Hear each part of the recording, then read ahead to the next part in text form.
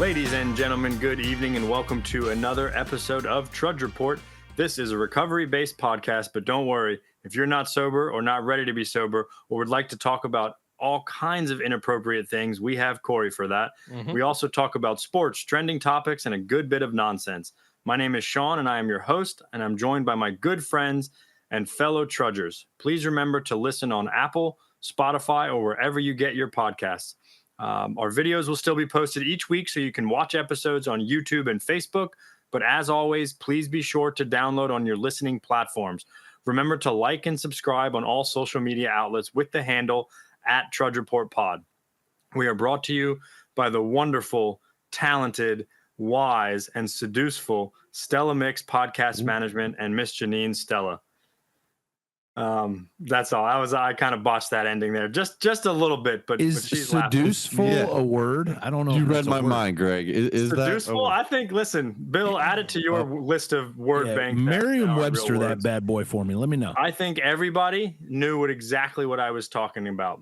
Not a word. No, won't even come up in a Google. Not a word. That's how far away from a word that is. Good evening. How's everybody doing? Bill, how are you? Let's start with you. I'm good. I'm excited about Corey's idea about sex talk. I can't wait to get that going. I don't know if that's going to happen organically. We'll tease that to be longevity, whatever. You know, it's going to be a fun talk. Attractions. Yeah. Coming to a theater near you. Yeah, we get it. If you're a blood relative of mine, don't tune in that week, please. We'll give you a warning. Any of my in-laws, any of their family, maybe not. Yeah. We all agreed to show up shirtless, so it's all good. So yeah, I'm really just excited about that and this episode because you know who doesn't like a good old 11-12 segment and I don't know what that means. and a good talk. So yeah, I'm ready to go. Very good. Corey, how are you this evening? I'm good. Sean, I am going to put you on blast. Okay. You know it's coming. But that's fine. Yeah, so today I'm going through. I got a new phone, by the way, and for once I got like the biggest, newest phone I could get. And Hold on, time out. Isn't that always a little bit of a pain in the ass getting a new phone? Yeah, it's stupid. You got to get it exactly the way you like it, the way your old phone was. Anyways, well, yeah, I agree. No, so here's the thing about iPhone, Sean. They iPhones just clone directly to each other. Yeah, I don't have to change it. I don't have to log into Facebook again. But have you thought about like hand to phone ratio? Yeah, that's the question, Corey. That is, it's much bigger. I mean, I can't get my fingers around it, dude. Like, anyway, looks like he's holding a movie. Corey, let me see. Can you get? All right. Anyway, that's the episode coming up. We're talking about Sean, but so anyway, I'm going through some old text because I figured I may as well get rid of all these weird subscription texts and stuff I get. And I come across a group thread that Sean and I were both a part of back in 2020. And I realized that this was the day that he turned 40, even though I don't think he's 40 yet. But this day he was 40. And dude, somebody sends a link, right? It just says haha and then like a Facebook link under it. He's the first reply and he just says stop. Huh. And then that set off a chain reaction because the next person goes stop. And then he realizes what he did. He says, sorry, LOL. I legitimately thought it was one of those spam text messages that you can reply stop to and unsubscribe. Come on, Sean, dude. If you had a Facebook, you would be copy and pasting everything on your status. Was the stop in all caps? No. Oh, that's where I went wrong. No. I remember that. That's so good. You're going to start leaving Yelp reviews on things soon and all kinds of stuff. Telling kids to get off your lawn. Yeah. Yeah. I just discovered like YouTube Shorts like not too long ago, like not that recently. We're talking like a year ago. I was going to say we have a podcast, Sean, and you upload these. I'm pretty sure. But like that and like QR codes, those things are super convenient. They when did they? I mean, how long have those been around?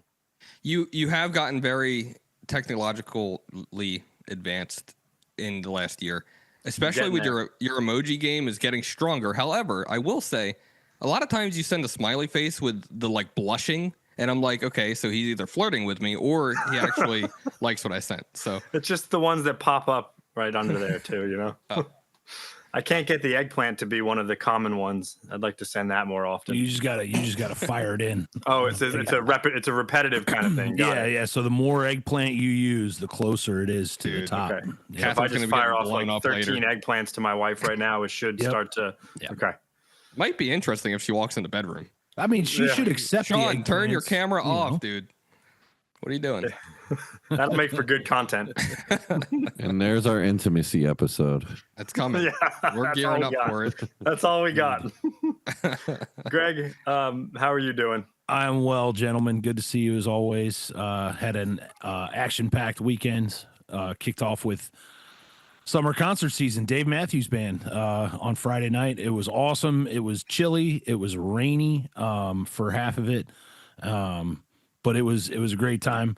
I couldn't help but just kind of sit back and, Corey and I discussed the set lists in another group thread a lot and whatnot. And I can't help but feel that one of my favorite bands of all time is starting to wind down. I mean, they're all getting close to being 60, if not 60 already, or in their 60s already. And they still put on a banger show. It was a great time. But I was just, it was one of those things where I took a step back in the middle of it and just had some gratitude for getting to see those guys for so many years and still getting to go see them. And of course it made me want to tour. I'm going to need Corey to come through on his end on that and tour with me. But, that remains to be seen. But You have no idea how many plans I made that night. oh yeah, Ridiculous. trust me, Also, the itch is there. Carter Beauford's 66. Yeah. Yeah, And that's he's still just jamming out, man. Oh, like yeah. that, those guys, it's so much fun to watch them have fun. So, Mm-hmm. we've talked about it before, but, and then, yeah, we went and, we did a lot of action packed stuff this weekend. Not least of which, Peyton had we were having a baseball game yesterday, man, and he took a bat to the face and, Oh, quick trip to the ER. It looked way worse than it actually was. I was actually kind of because he caught it right in the mouth, man. And you guys know that when it's a head wound, man, those suckers bleed like crazy. But no stitches. All the nurses loved him. He got a popsicle out of it, and he took it like an Nice. absolute champ. So, Yeah, and he was ready to get right back out on the field. So, not that we did or anything, but nurses hate Corey, so I'm glad they like Peyton. dude, They hate me. They love it. They love the kid. I hope he doesn't shy away from sports because of that. Because that, you know what I mean? Yeah, and that we like I had a little talk with him about it, and like I said, he was in the hospital.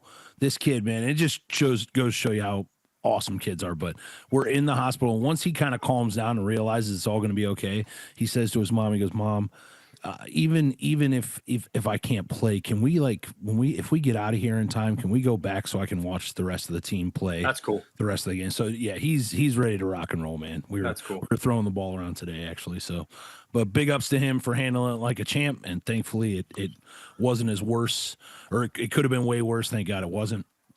And yeah, a big shout out to my mom and stepdad, who are now officially, as of today, both retired. So Wow. big ups to them. They're gonna go enjoy their retirement, hopefully. So Very cool. Yep. Greg, are you officially domesticated now? You guys are officially living together and everything? Not quite. We're on the brink. We're in between. I'm helping my folks get this place kind of cleaned up and get ready to get sold, and there's a lot of stuff to pack up and everything like that. But yeah, I'm kind of half and half. I'm half the week I'm at her place, half the week at home, and it's a stressful time for both of us at the moment. But she is definitely handling it with grace, and I am handling it however I possibly can. So yeah. Can you promise me a bedroom at this new spot? Like, what the hell? Well, not at the current spot. Oh my god! but this is the worst day. But Ever. when on a we sleeping bag, dude, on when the we floor. finally do get a place, then yes, we'll get a Corey's Or room just set up for you. Yeah, You got to talk to her about that though. She's gonna she was upset that you didn't come up for the show. I will tell you that. So it's not like I didn't look at plane tickets 2 days before it. So I know you did. It's gonna be bittersweet though when we sell this house, because Corey has Dude, that house finally is adopted his one of the bedrooms in the back as his room. So we'll have to say a little ceremony Dude, for it. Maybe I'll do maybe I'll do an episode live from Corey's Oh my god! There you go. Please. Corey's Ohio bedroom. It's so scenic back there, dude. It's a very scenic view in the morning. It's great. Bill, nice forehead. Your forehead's right up against the screen. You know what's worse than getting a new phone and having to reprogram your phone and put everything back in order? Moving.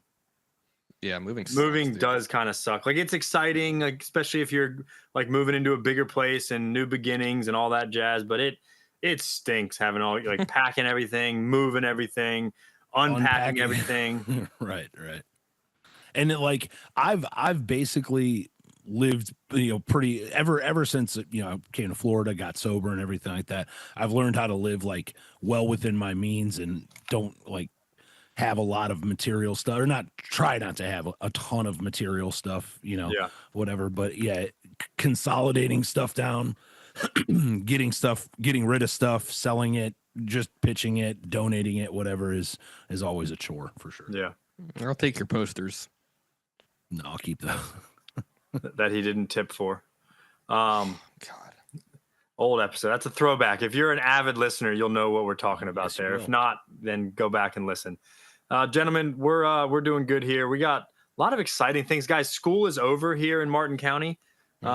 Is it over in St. Lucie as well, Corey?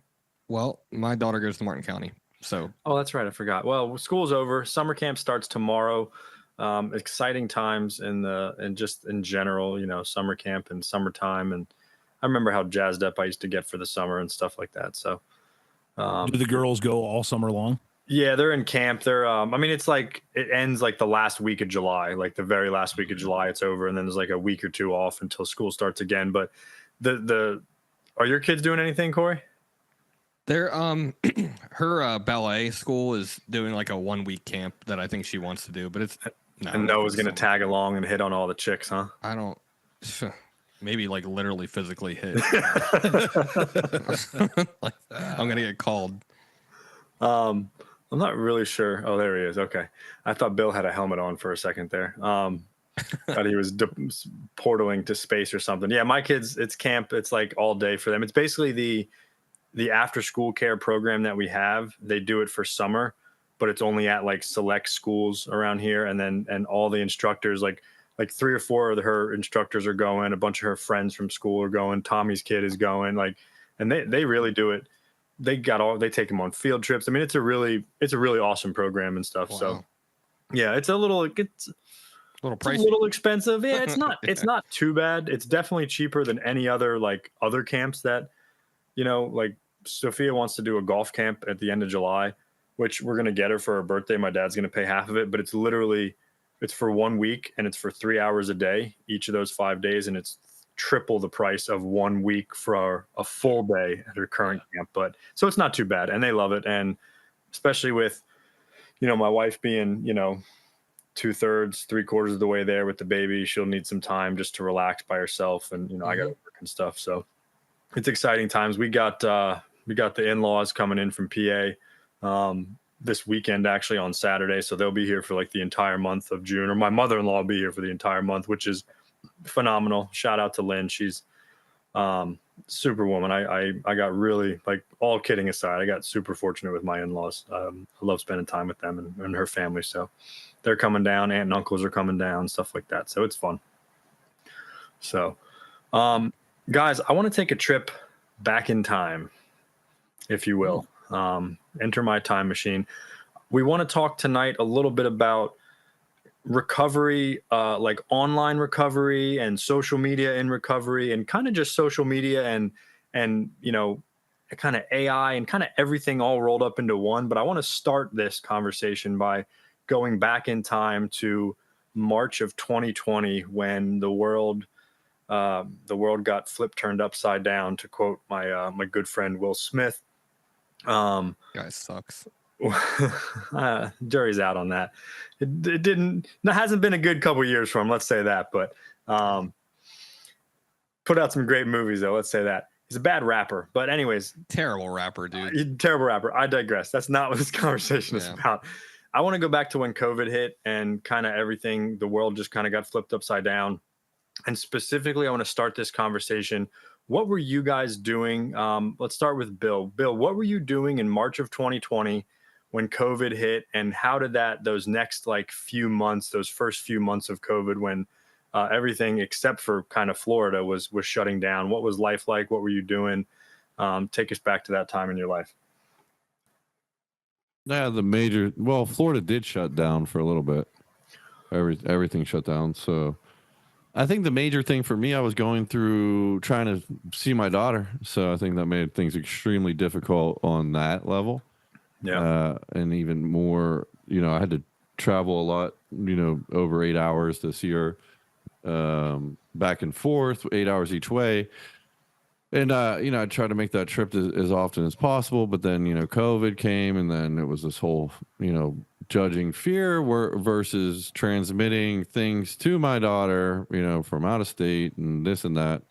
And nobody kind of really knew what was going on. So I think that when I think of that time, that's the first thing I really think about, because it went from difficult to extremely difficult in that arena. On a recovery tip, I continue to go to meetings at all times. I mean, I know at certain points they had required masks and stuff, and I was definitely the kind of guy that at that time specifically that tried not to wear one, even if I subliminally saw the sign or whatever. But I would say in a grand scale that it 100% depleted the morale of new recovery.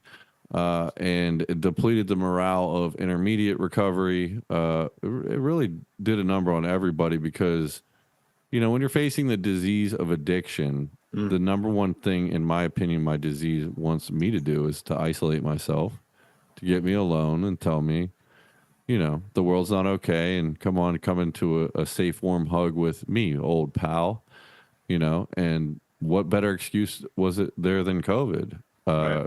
For me, I urge people strongly to try to stay in all communications. I know certain folks who didn't go, they're still in recovery and did not relapse, but they didn't go to a meeting for 5 years probably. Yep.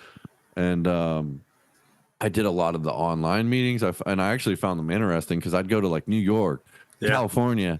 I'm like, oh, I don't like this meeting, I'm going to another one. And I want to share in every meeting. And yeah, it was interesting, but you know what? You got to be creative. I'd say in the trajectory of my own personal life, it was nowhere near the most difficult thing I've been through.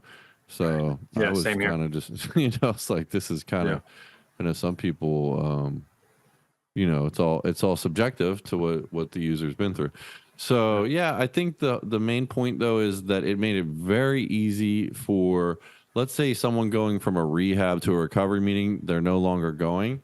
Now they're only subscribing to one particular path that involves a heavy dosage of psychotic meds and things like that, compared to actually getting a message that's telling you, hey, maybe you don't need that stuff. You can build out a relationship with God via this instruction. So to me, I saw the writing on the wall for that. I'll also state that since that happened, it deplatformed our own recovery group. During the COVID time, a lot of people kind of went their own way, because we had a very large group of people kind of in a circle. And I think that was maybe like a side catalyst to some of those things. And to me, it kind of like then, and for the greater good, probably in the long term, like branched out. And but that central nucleus was no longer there. And at times I found that rough in my own personal life, but like we have things like this, like we're all still together. We're in multiple threads. I know I'm in a lot with Mark because they light up every 5 minutes. But yeah, so, life is about evolution and evolving and adapting, and it's the same with COVID. I say this too. My other point I wanted to make was I don't know about you guys, but I've found less people willing to go through the recovery work with me since COVID. It seems like now it's kind of finally getting back to normal, but I found that a lot, for whatever reason, and maybe this is just my like what I've seen, it doesn't seem as willing. People don't seem as willing, and there's a lot of loaded excuse with the COVID. So I don't know. I'd be interested to hear your guys' perspective on that. If you found less people willing. It seemed like before I had 5 or 6 guys at all times. Not that I could handle 5 or 6 now at all times like that, but it just seemed like there was a line of people at that time. So yeah. Good stuff. Greg, let's go to you next, because you were in Ohio already at that point, right? I had What was just your experience recently I had just recently moved back. I'd been back about 4 months since that or when that occurred. And yeah, I mean, Ohio did shut down for a while too, just like Florida did. I was in the employed as an essential worker at that time, so nothing much changed for me on that. That's a nice mug you got there, Sean. Coming for you, Corey. But yeah, so nothing really changed as far as that was concerned. But certainly, the recovery community took a hit, man. Meeting places were were shut down or not allowed to operate, and yeah, I mean, a lot of people went to Zoom or other online based platforms for meetings. And I think that was a cool thing. I think that was a good testament to see people using the tools and the resources that we have for the good. I think that a lot of those meetings and groups that were on Zoom had a tendency to go way off the beaten path of what recovery is and what it should be. I think just like with the greater population as a whole, you saw a lot of mental illness really running rampant, both, like I said, in the recovery community and out there just in the broader world. And I think that really speaks to a sense of what community is for all of us, right? And like Bill was saying, like that's exactly what my addiction wants me to do. It wants me to isolate. It wants me to feel alone and that nobody understands me and nobody gets me and I'm terminally unique and all that kind of stuff. So I think that it speaks to our human need to be connected to one another, right? And to share in experiences with one another.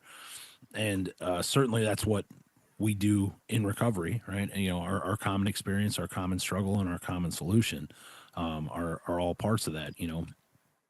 For me personally, like the meeting that I was going to that I was a part of during that brief time when I was back home completely closed its doors, and I'm pretty sure it dissolved. I don't think it's ever gotten back on its feet, but it did allow me over time to search out new stuff, which is always, what we should be doing in recovery anyways. And really in life is searching out a better experience, a different experience, a new perspective.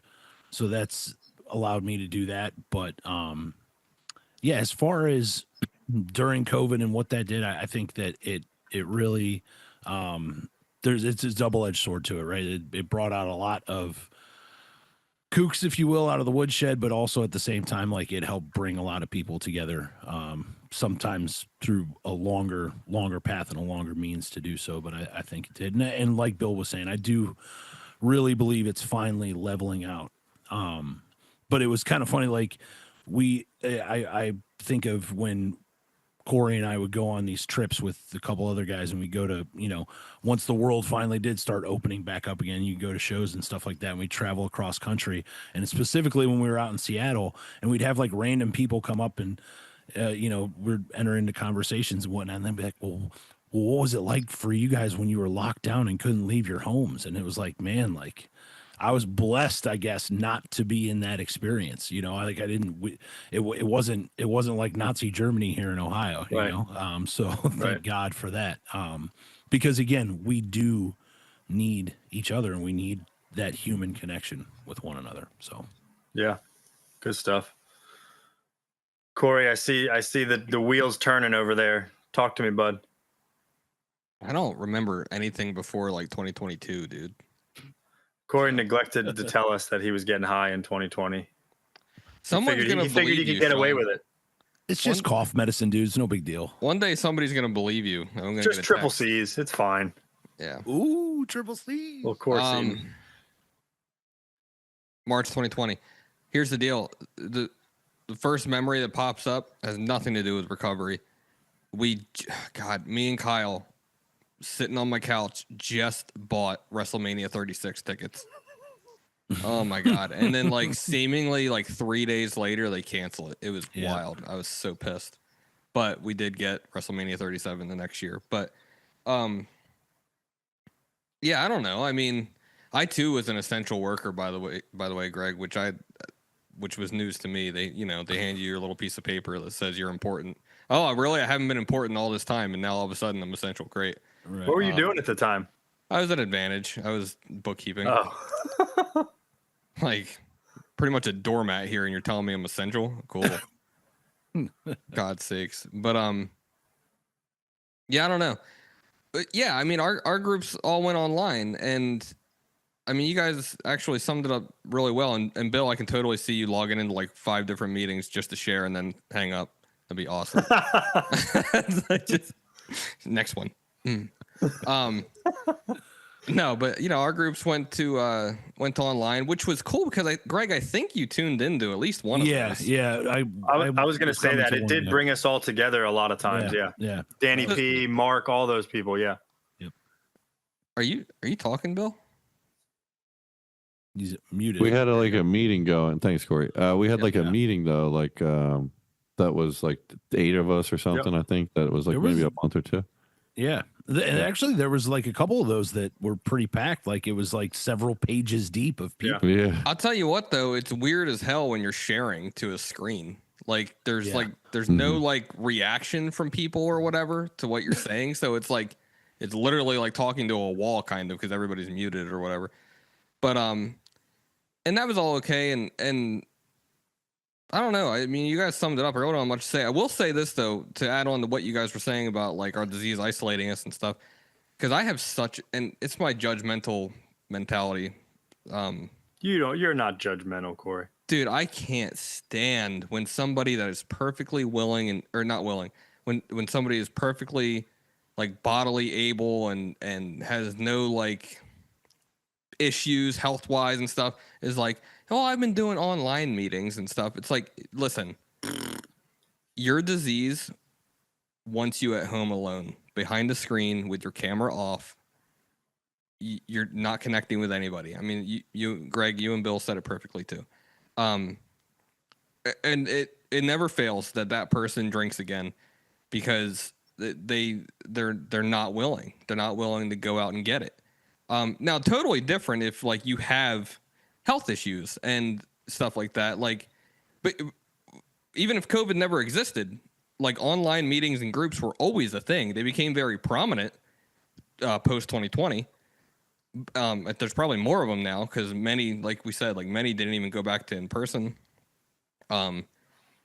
Many are hybrid now, and some of those even work out in my favor because we do like Sean, we do other things that are recovery related that are hybrid, online versus and in person that I do online for mostly because it's convenient.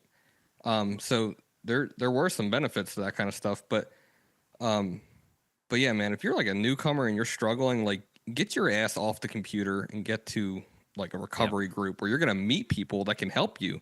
Because nobody's shaking your hand after the meeting ends online. You know what I mean?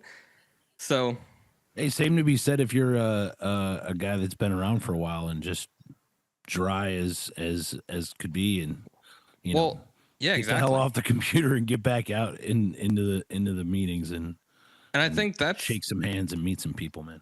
That's been said already too, I think. But like I can think of a couple people that we never saw again after March of 2020. Yeah, they're alive, but we never saw them again. So it got weird. And I will say this, for a couple people that I know and have come into contact with, the online meetings did help for more rural areas, and certainly like rural areas where, my heart goes out to some of those people that are trying to find recovery in some of those places where they go to, the one meeting a week that's available and it's the same 5 people saying the same 5 things and maybe not even necessarily recovery based things. And, so if that is your way of broadening your horizons, hey, whatever you got to do. But Yeah. So I good points by everybody. Bill brought up a couple really good points too that I want to touch back on. I remember we were in Pennsylvania actually. We were there for like a week and a half, and I remember going in March, and like things hadn't completely hit the wall yet, but they were getting there. But I think we were still wearing masks on the airplanes, but we were fine. We did good. The kids, everything was good. And literally while we were there, I'll never forget it. The NBA shut down. I can remember the day it happened. We were walking into a Walmart in Shrewsbury, Pennsylvania, where my wife's family is from, and I remember reading about it. The PGA Tour shut down. You know, they didn't do March Madness for college. They completely stopped March Madness for college basketball. I just never forget it. And my job, I worked at the time in an upscale retirement home in the food and beverage department. And I remember talking to my boss on the phone, and he was like, "Yeah, dude, you got to quarantine for like a week or 2 weeks, whatever it was, 10 days when you get home after the airplane. You can't even come back to work." I had to use thank God I had a bunch of like PTO and all that stuff. I used it up, but I'll never forget that. I didn't go to work for like 3 weeks, just because of that. And then work was my job was kind of put on its head. Everything changed. Like we had 3 different dining rooms, one really fine dining, one kind of bar and grill type, and one kind of bistro place. And they all shut down, and everything was like brown bagging it. It was a wild experience from that. I will say I'd be very interested to hear other people's points of view, to Greg's point, in rural areas and in other states that were very much shut down, because Florida, yes and no. Like it really didn't. Yeah, restaurants, there was like a 3-week, 4-week span, maybe a little longer, where you couldn't go out to eat at a restaurant, or it was like, I think some of them had outside seating, but they had to be spaced apart. And one of my wife's job that she was at, they went out of business a few months later because they just couldn't do the takeout thing. But I will say, for us and for me personally, golf courses did not shut down. And that was like, honestly and truly, a huge saving grace. And I want to get back to that, because there was a boom in the uptick of recreational golf after 2020. And it continues today, because it was like it was one of the only things for people to do, that they could be outside, be around other people, have fun. Like it was a blessing in a lot of ways, but that was kind of cool, because that's my passion. That's what I love to do hobby wise. So I could still do that. I do remember that they weren't, for a little while, if you weren't a county resident, you couldn't go to other counties and play, which was kind of wild. Like my dad couldn't come up here to play in Martin County, and I couldn't go down there. But that was like, in hindsight, it just seems so dumb. Oh, we don't want your county's COVID is welcome here. We'll keep our COVID here. We don't. But it literally only lasted for like a week or two, and then it like was still around the protocol, but no one followed it. Like it just it didn't really matter at that point. If we keep the golfers in their own county, we'll stop the spread. It was wild. But so I'll say this. At that time, I had started going to a Tuesday meeting.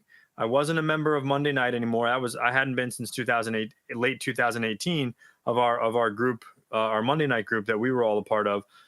I started going to a Tuesday night group, and in July of 2019, or like summer of 2019, when 2020 hit, the meeting hall that we were at, the recovery group place that we were at, basically was like, "Listen, we're supposed to shut this down, but like you guys have a key." The guy that like owned the manager of the place was like, "Do whatever you want to do. Like, I'm not going to stop you. Just make sure you're social distancing and masking up." And I am proud to say that I held a meeting every single Tuesday through COVID, never missing a week, in person, underground recovery. It was a pet passion of mine. There was one week where it was just me and Brad Bazemore, no one else. Shout out to Brad Bazemore. Literally no one else. But we always had like 3, 4 people, 6 people, 5 people, whatever. And I will say that is now the recovery group that Corey and I are members of. It spawned into that. So like that was a really cool thing. We always met. And I know there were groups meeting outside, but there was even a few weeks or the police were shutting those meetings down too. There was like a very short, then they like let it happen, and you could only have like groups of 10 or whatever outside. But we met in Oh person my God, I inside love that. recovery every Tuesday, and it was just badass. It was like a really it was like a really proud thing that happened. But to Bill's point, something, and Greg, you touched on it too, like something, it did break up a lot of recovery groups, and they splintered and they went their own separate ways. I take the morning meeting that all of us used to go to pretty frequently. Like, you know, our town's not that big, and even still today, you have like 6 different morning meetings, and that's just too many for this town. 2 of them are still online, but that kind of happened. And I was thinking about that, Bill. Like, I used to think like that was such a negative thing, and it broke it up. And like, so some of me misses those old days and how tight knit that morning group was and how big it was. But I do think if we look back in history, stuff like this has happened all throughout history. And in the grand, to your point, in the grand scheme of things, it's not a bad thing. It's probably healthy for society in a weird way, that maybe in a way that, and I don't mean like the lack of interpersonal skills, Greg. I don't mean it like that. I just mean kind of like the tearing down to build new again. I look at like the Great Depression, like that tore a bunch of stuff to build new. I look at, you know, the wars that were, you know, World War I, World War II, the Vietnam War, like civil rights stuff, like it kind of things, like I'm sure if you were living in those times when those things were happening, a lot of people were probably like, this sucks, like this is horrible, what's happening? But like out of that kind of builds and grows something more beautiful. And I know we are nostalgic about the old times and some of our old groups, but like truthfully, I wouldn't change anything today. I love the group I'm a part of. I kind of love it may not be the same, but I've learned to love it the same, if that makes any sense. So I thought that was an interesting point. Yeah, and you've said before too, is like you with certain groups or whatever it may be, like sometimes you got to let things die if you know, and you can't force your way into saving them. I think and you bring up a good point with that that, you know, perhaps it is like that devolving in order to evolve eventually and bring apart something new or bring on something new. I do think though, you know, I always try to like, I know that personally, like I am at my worst when I'm only seeing things from my own perspective and not trying to see things from other people's perspective, having empathy, the human connection, things like that we were talking about. I think one thing that COVID did, not just to the recovery community, but to society as a whole, is when we were all a little bit more isolated, when we were all spending more time, and maybe something came along that bothered us or got us a certain way and got us all twisted up, man. We're only seeing things through our own perspective. And I think that's part of the reason why there's a lot of reasons why our country is as polarized as it is today, just as a whole. But I think that plays a huge part in it, is that people stop seeing things from other people's perspective. And it's just like the talking heads say this. So it's like either you're on our side or you're on theirs. Right. You're either right or you're wrong. And when you're wrong, I'm going to tell you all about how you're wrong. And that's, we're not doing anything. We're doing is treading water at that point, you know? Yeah, that's a good point. There's a quote that I will butcher, but I'll paraphrase it. And basically it's and I think it was said by a political figurehead. I don't know which side of the aisle, but basically the day that we are not able to have the conversations with the other side, that's when we're in real trouble. Like when we just are like, nope, I'm not listening. You suck. And I don't want to hear it. That's when like we're in deep, deep trouble. Right. So as long as we can continue kind of having those conversations, whether they're even sometimes they get heated, I think that's a big point. Yeah. It's a big point. You know, I know that in my line of work and the child welfare, like something shifted big time after COVID. I deal with teenagers now, as you guys know, most of our listeners know, and the teenagers that are turning like 17, 18 years old today that were only 14, 13, 14, 15, all that, like when COVID hit, there is a complacency and a laziness. And I know it's kind of across all youth today. Like we can sit here and say that. It's kind of funny. Like we get to talk about the youth today because I still kind of feel like I'm pretty young. But there 100% is a complacency, a laziness, an entitlement different than I ever remember it being. And maybe it's just because like it wasn't so much in my face prior to COVID, but these kids, man, it's scary. Like it's scary to think that they're turning 18, they're aging out of foster care, and they, no matter how much we've tried to prep them, they have no effing idea what the world is like. It's even worse in like other areas where they didn't go to school for like a year. You know what I mean? Like Florida. Well, that's all these kids. Sooner. That's exactly right. Yeah. Yeah. Well, this is probably another topic and another conversation entirely, but just think about all that these cell phones and computers and everything else under the sun does for you now that we, our generations and the ones that came before us had to do for ourselves. Right. And you don't have to do that anymore. Not just that, but it's instant gratification all the time. If I want something from the store, I don't have to go to the store. I just get on Amazon, right? And then I have a little app that tells me exactly when it's going to be delivered. It's got a little picture of a van coming towards my house. You know what I'm saying? I get there's instant gratification everywhere, right? I want to see some boobs. I can see some boobs. You know what I'm saying? Like, that's kind of always been there though. True. But also another point to this is that imagine being 18, 17, early 20s. What a beautiful built-in excuse. I have COVID, can't come to work for 2 weeks. Yep. And a lot of these companies paid their employees to do it. And on top of that, imagine being that age and getting universal basic income. They were just handing out checks to everybody. I mean, the drug dealers got rich. I mean, everybody in the inner cities was buying drugs with that money. And you didn't have to pay rent. They suspended rent. So that stuff would never happen to us, Bill. It built in a lot of excuses, though. And it also forced everybody indoors to look at their phones. Yep. I think some good came of it. People became more knowledgeable on certain things, but most people can't handle some of that knowledge. No, you're right. Well, you go ahead. I was just saying that's a good point. Like I think you could argue that the intelligence level on like knowledge went up, right? Like just intaking knowledge. You could argue that it didn't, but you know what I mean? You kind of get the point that I'm at there. I think too, like to Corey's point, like we live in this post-COVID world now, and there are a lot of really beneficial things about dude, guys, we wouldn't be able to do this podcast right if we didn't have Zoom. Well, Zoom was a thing before COVID. Well, you know what I mean? But in general, like this Zoom podcasting wasn't a thing before COVID, really. You were together with the people you were doing, maybe sporadically, but not the way. You could argue too that there were online meetings before COVID as well. That did exist, but not to the level that it did after. Right. This kind of thing. And our producer could probably share a little more insight on that. But I can almost guarantee you 2019 and before, Zoom podcasting like this was barely a thing or very small percentage of a thing. But Greg being in Ohio, like, we couldn't do it. Yeah, most of us didn't have a Zoom account before COVID.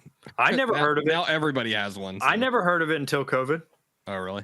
I mean, I might have heard of it, but not really, not really. The other thing, two things I neglected to say is one, live concerts. We went a whole year without live music, guys. And there were no sports on either. Like nothing. Well, fuck sports. But the other thing, guys, one of the benefits that I completely forgot about is I work from home because COVID happened. Yeah. my company went remote. Before I was with it. My schedule is still hybrid because of COVID, essentially, or just never went back to fully in person. I mean, that's not worth all the lives it costs, but I'm just saying that like the pandemic, the effect, the ripple effect as a whole, some things came out of it. Yeah. Yeah, it was a fascinating time. I mean, it's a fascinating time. They're also like talk to everybody in the country into taking like an extremely experimental thing and this and that. That's a whole different. Well, that's episode. a hot button. Not this guy.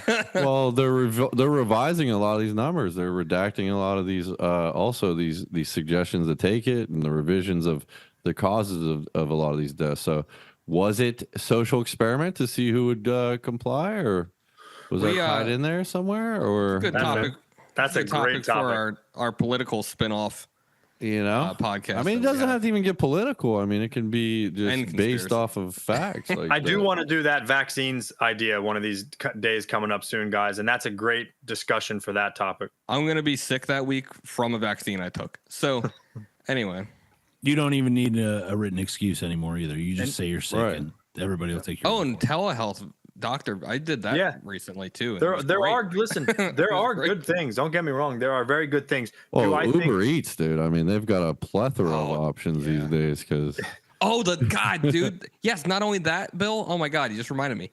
The leave at the door function. I know we're talking about how lack of human connection is bad. I got one going right now. I don't need one. I don't need to talk to my delivery guy anymore, and I'm okay with that. So listen, I don't want to connect. I'm going to say, I don't need to smell your weed from your Camry you just dropped. Yeah, and you don't need to smell my weed. So Listen here. I have never used Uber Eats, DoorDash, any type of delivery service. Oh my God. I have never ordered my groceries and had them delivered. I do use Amazon all the time. I love Amazon. Don't get me wrong.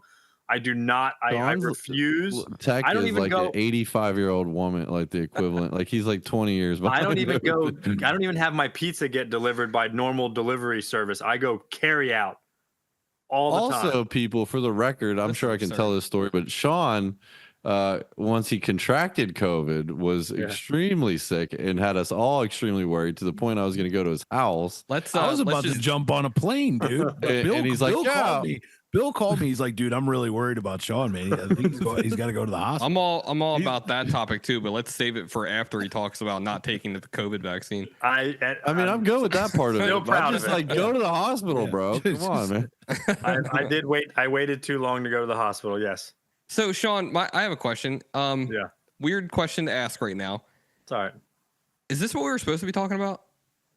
Yeah. I mean, it was the original topic was more on like social media and recovery and like online recovery. So yeah, in a way, this came to me yesterday. This like, let's jump back to COVID, and I just knew it would be a productive conversation. So, yeah. That's why we don't release our set list before to anyone else. We can change it up. And make sure you guys vote for this year. Okay? I think to sum it all up and everything like that. Like, how do we feel about social media in recovery? Oh boy, I love it. What are our personal thoughts on it? I have no problem with social media. Wait, you mean like sharing your recovery on social media or the network? Both. The network's fine. The modem, remember in the book it says the modem, it says modem to modem or face to face. Yeah. Yep. So I'm a fan. Exactly right. Like in the amount of the wider you can cast the net, the better. So I don't disagree with that. Personal, like touting my personal recovery journey online. You guys are talking to the wrong guy. I don't have social media, so. So, I mean, we've talked about it before, and I'm stupid opinionated on the subject. I was basically very against, at least for myself, sharing like anniversary posts and stuff on social media or whatever, because I think there's something to be said for like spiritual anonymity. Yes. That was actually part of the original topic. That's why I asked. But just like, doing like, it's just the whole concept of not seeking a cookie for doing the right thing, right? Mm-hmm. And now what it actually boils down to in reality, if I step aside and look at it objectively, is I can't say that everybody who shares a post about being sober or whatever isn't coming from a altruistic place and a place of love and helpfulness and stuff. What I can say is I don't think that I could completely do it. Put it this way, I don't think that I could throw up a anniversary post for myself and then not go back to that post and look at how many likes it has, what are the comments. That's a good point. The day that I can probably do that, or the day that I'm willing to turn off the likes and turn off the comments and just have the post out there for somebody to see, maybe I'll do it. But what do you mean by turn off the likes and turn off the you can, when you post, you can set the parameter to where I think maybe not. Maybe you see the number of likes, but other people can't. That might be it. So that's still a I problem. didn't know that was Or Let- you can let me, turn off Let the me ask a comments. question real quick. Uh-huh. Like what? And I've thought about this, and I've gone kind of both ways, but like, and I don't personally do it, but like, what is my problem if I see somebody go 10 years off drugs and shows a picture of them homeless and then a picture of them good with their family? Like, I don't Nothing wrong care. with that, really. Get your likes, you know what I mean? Like, Yeah. but like, because it broadcasts a message of like, damn, what did that dude do? You know, and I understand there's like underpinnings, but the further I get on it, I'm like, I don't, you know, I don't, it doesn't, like, I'm good for them, you know, I don't, that's just me personally. That's 100% true. And like, Yeah, and I'm not saying you're not saying that, Corey. No, I just know. for the record, I'm just Yep. saying like that's like how I've evolved my thought on it. Bill, you know? on a macro level, Bill, I think you're right. There's nothing really wrong with that. It could be inspiring. I do think, though, that to Corey's point, 9 out of 10 people that do that, there's some grandiosity there. There's some look at me there, and I think that's where it could get dangerous. But on a macro sense, I think you're absolutely right. If you're just sharing something like that, yeah, I think. Like, And I think like- they're less likely to be that way, like longer, if they've been around longer. You know, Yeah. like I could see if you're like 38 days, or you know, like in my head, I'm like, you're cooked. You know, we don't need to be You're yeah, we don't need to be doing that. but also like, and we've talked about it. Corey still counts his days, you know. Yeah, I do. I have a calendar in my phone. I'm just kidding. I don't. We talked about this in a group chat a little bit recently, and I actually said that I might try it. So here's the thing. This is what, and I'll be fully transparent about it. I said I might try it for year number 10, which is it's approaching October. But Corey, congrats on 10 years in October. Hey, God thank willing. you. God God willing. willing. If Don't if I drink get- before then. If a bus doesn't hit me, what was our boy used to Watch say? out for those cocaine darts. Cocaine dart, Yeah. baby. Sorry, But, Corey. like- What were you saying though? Well, but do you guys see the problem with that? Even it's like I do.